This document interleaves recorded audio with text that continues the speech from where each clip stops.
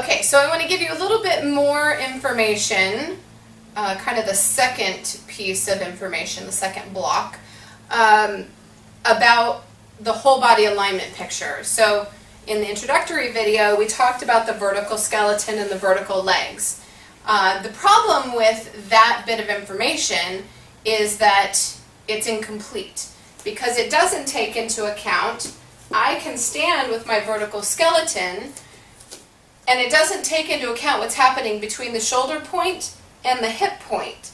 So if you can see how I'm standing right now, I'm standing pretty much with my shoulder stacked over my hip, but a very vital part of my body is out in front of me. So what's in between here is pretty important stuff. You've got your vital organs, and of course you've got your spinal cord.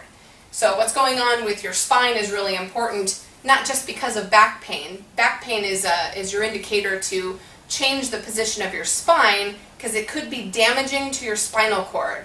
And in case you don't know, your spinal cord is super important. So there is another vertical line in addition to the whole skeleton, and that is something that we don't tell you right away because it's too much information. But you're probably watching this whole series of videos in 10 minutes and you're going to have the whole shebang and you're going to be good to go. Okay, so the second line is the bottom of the ribs. And don't worry, I'll tell you really specifically what all these points mean, but I want you to have the information first. The bottom of the ribs, the ASIS, and the pubic symphysis, or the pubic bone, is oftentimes what it's called. So, bottom of the ribs, it's really the bottom frontmost bony part that you can feel on the bottom of your rib cage. The ASIS, which we talked about before, and the pubic bone, or the pubic symphysis, which is where the two halves of the pelvis meet. I'll show you what that looks like on the pelvis. And then I put this other piece of information here. This is your sternum. Okay, so the two, your ribs are attached at the sternum here, so your breastbone. That should be vertical. So if your ribs are down and they're lined up over your neutral pelvis, your sternum should be vertical. So that might be another cue that you can use as well. Didn't work for me for a long time, and then I finally got it, and it works way better for me than the bottom of the ribs. So I'm going to tell you a couple different ways, and hopefully one of those ways will make sense to you. So, first of all, let's start with the pelvis, because that's actually the more important piece, and I didn't talk about it in that introductory video. I alluded to it, but I didn't tell you specifically what I was talking about. So, when we have a neutral pelvis, it's a neutral pelvis relative to something. So, this pelvis right here, in any of these positions, could be neutral depending on what we're measuring it against. Which is why it's really important to know what your baseline is. So if you go to a chiropractor and he measures your spine, and he tells you what the curves in your spine are, and he tells you how messed up your spine is, but he doesn't actually ask you to put your feet and your legs in a particular position, he doesn't check to see where your pelvis is, that information is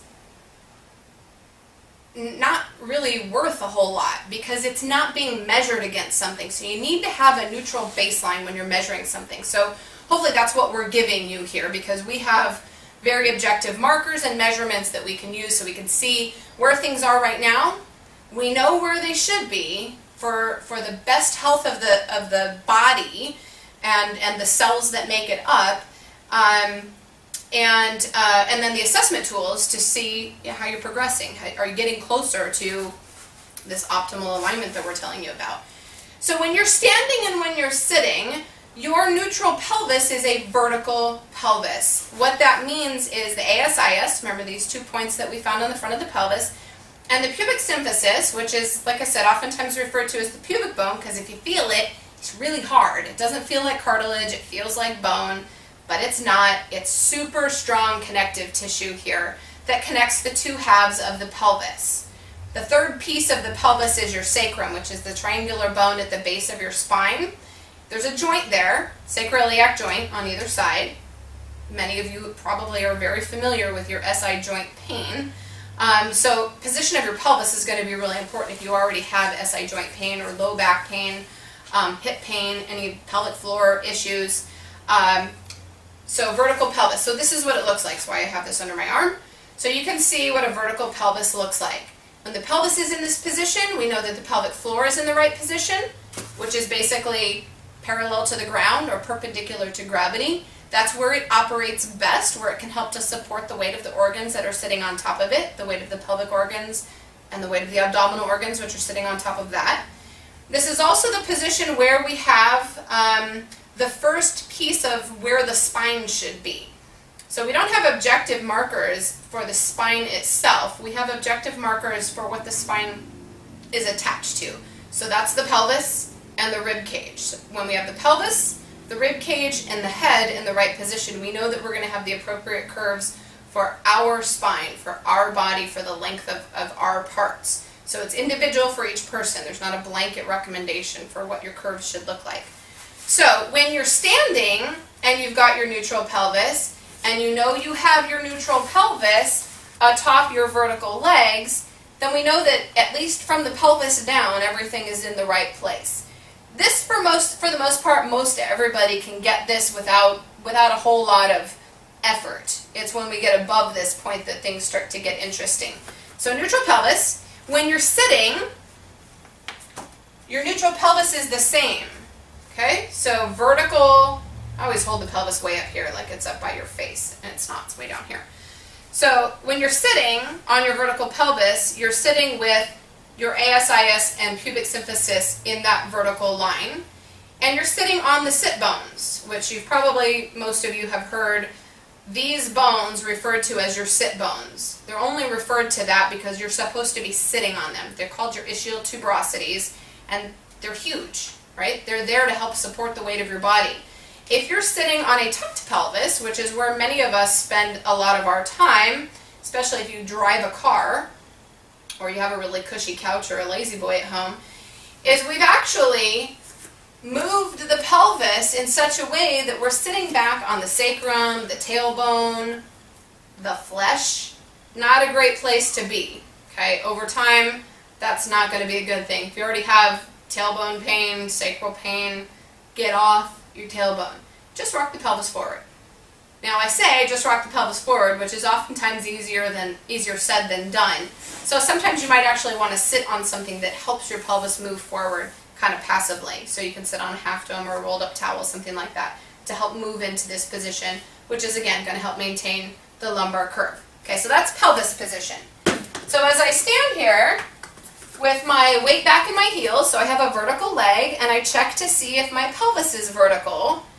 And this is not always easy to see. So I have my fingertip on my ASIS and my other fingertip on my pubic symphysis, and I'm looking to see if those two points are in a vertical plane.